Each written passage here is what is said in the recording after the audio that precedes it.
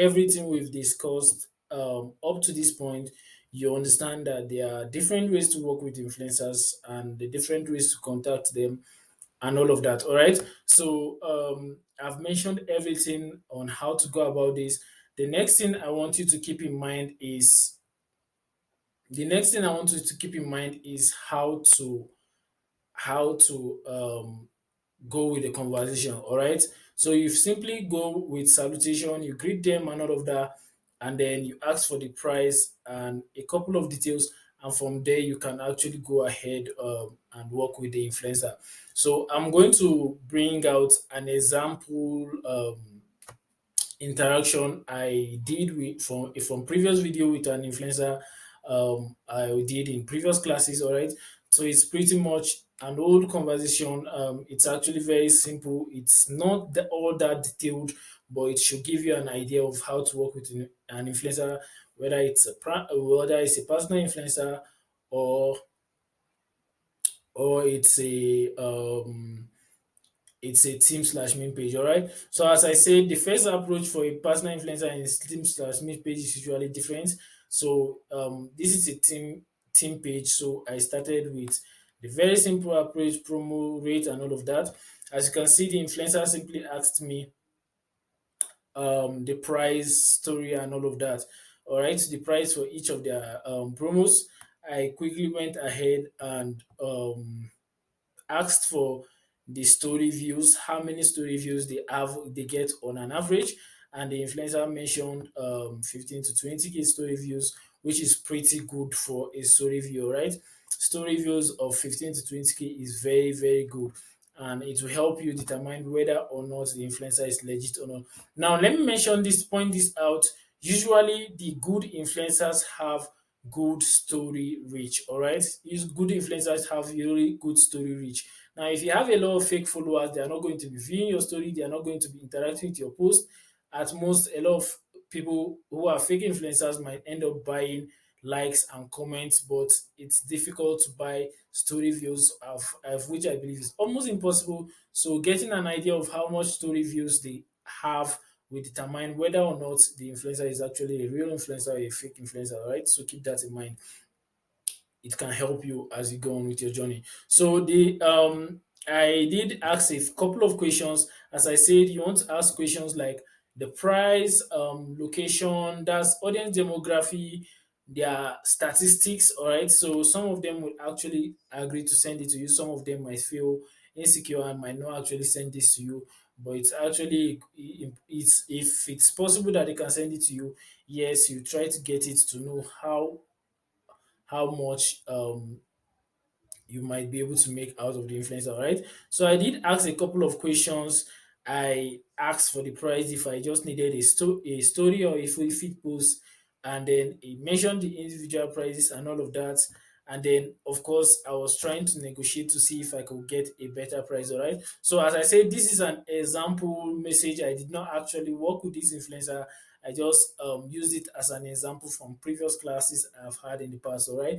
So, as you can see, the influencer did message, and then at this point we were negotiating, and at this point we were negotiating. I was giving my price, and then he was also giving the prices he wanted. All right. So at this point, we are negotiating and all of that. And then I went ahead and asked for the stats. All right. So you don't go right away and ask for the stats before negotiating. Depending on how well your conversation is flowing, you know the right point to ask for the statistics. Usually, I ask for it later in the conversation because I want to avoid them feeling insecure that I'm trying to get their stats for something else. I really haven't. One of the few reasons I figured perhaps the influencer might not want to give you their statistics because other people might end up flaunting it as their own statistics, which is actually bad for them, right?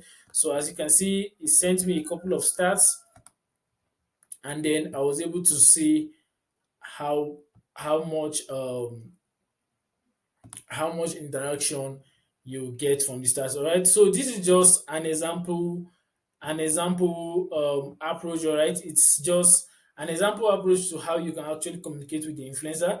Now try to you can keep it this simple, or you try to sound more professional, depending on who you are working with. Now, if you're working with a personal influencer, I recommend you go with the more professional approach, the more branded approach, so that you can get them to work with you. It's going to be a lot more easier if you're actually trusted and all of that. And then if you're working with team or main pages, it's actually the same. Try to go with usually I would say a professional approach, but try to go with a professional and informal approach. Keep it in the middle, all right? Now keep it just a proper balance to everything. It's absolutely important. So you can actually, and when it comes to communication, you can actually test out a couple of things, and then you see what works for you best. All right, you see what works for you best. So this is just an example. Communication is not what most communication will look like, but for the purpose of the class for of this video, I try to bring it up so that you understand what it looks like to communicate with your influencer. All right, so take notes of all of this. It's very important that every detail about the campaign is discussed with the influencer beforehand. All right, it's actually absolutely important that every single detail about your influencer marketing campaign is discussed with the influencer beforehand. All right, so that's everything for this video. I decided I should show you this and make sure you grasp the full information on how to work with your influencer. So it's very important that you take note of all of these details, and then you make use of it. It will determine whether or not you are able to work with the influencer. All right. As I said, first impression is very important. Make sure you make a good first impression for your first interaction with the influencer, and to determine whether or not you will work with this particular influencer. All right. Always take note of that, and then make sure you try to ask enough questions so that you grasp whether or not you could work with the influencer. Of course, you ask the most important questions and leave the less important questions out of the way, because people don't like being interrogated. All right, people don't like being interrogated. You're trying to work with them, you're not interrogating them.